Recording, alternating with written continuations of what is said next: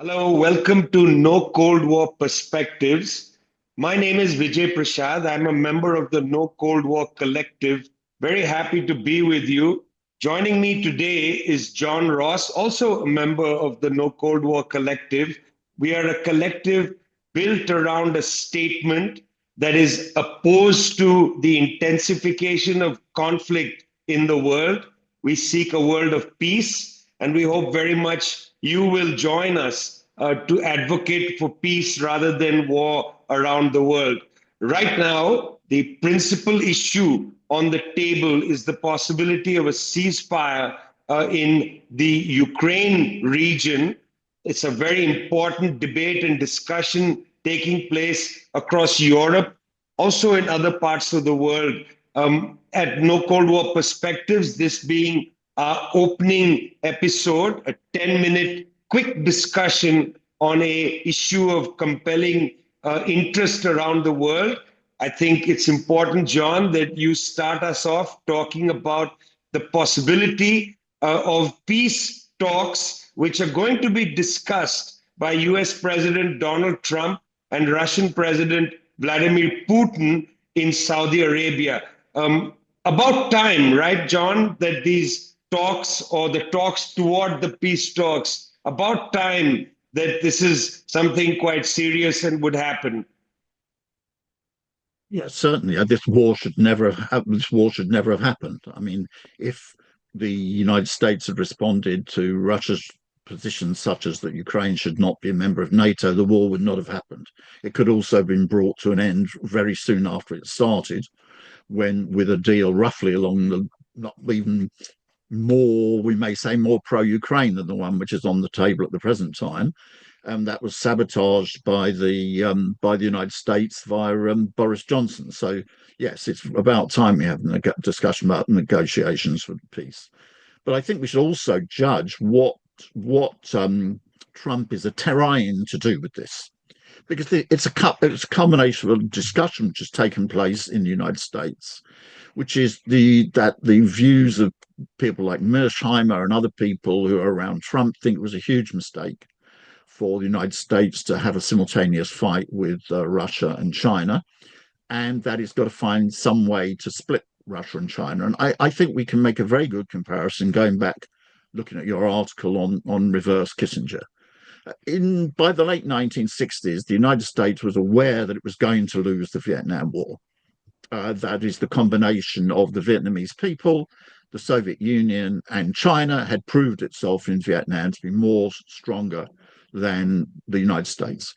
And the United States therefore wanted to know, how can we get out of this situation and cut our losses in Vietnam and improve our strategic position?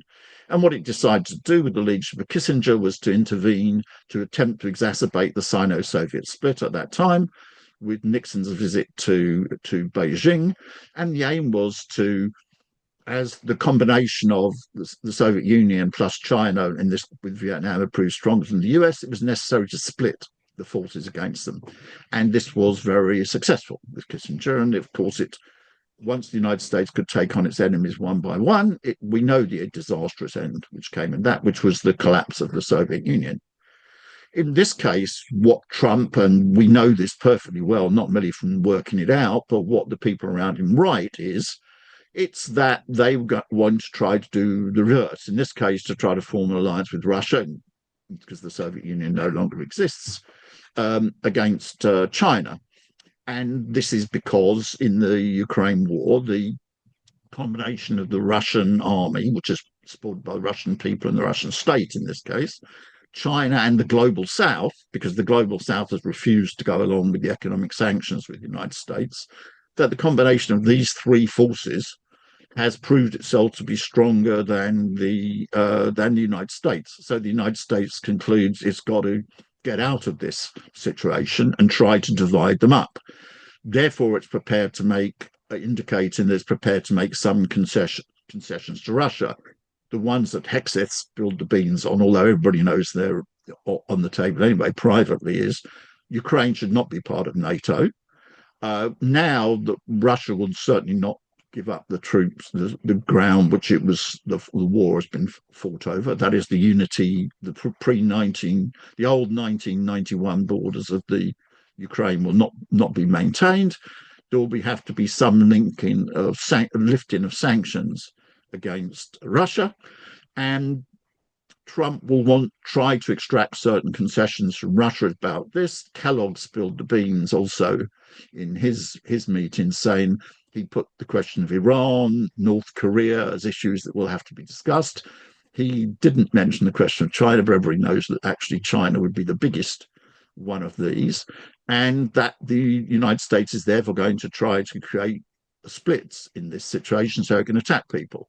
And the United States then wants a free hand to attempt to deal with other people that it would like to get rid of, so that it get a free hand in the Western Hemisphere, deal with Cuba, in the future deal with Venezuela, deal different with Brazil. It's carrying out rather aggressive actions, or in rhetoric at least, in some sanctions against South Africa, and in general possibly more with an attack on Iran. It doesn't probably it will have a secret list, may not have worked it all out. That's what it wants in return. So Trump is trying to bring about a big change in world politics. Whether it will succeed or not is a different thing, of course, to the question of trying it. Well, that's the reverse Kissinger strategy. In about a minute or so, maybe 2 minutes, John, do you think it is possible that the reverse Kissinger strategy that the Trump administration is going to try will in fact be able to divide Russia and China, which have now created a strategic alliance between them? Do you think a reverse Kissinger could succeed? I don't. We have to look at this. There's going to be very difficult decisions and very complicated decisions that will have to be taken by the leadership of Russia and by the question of China.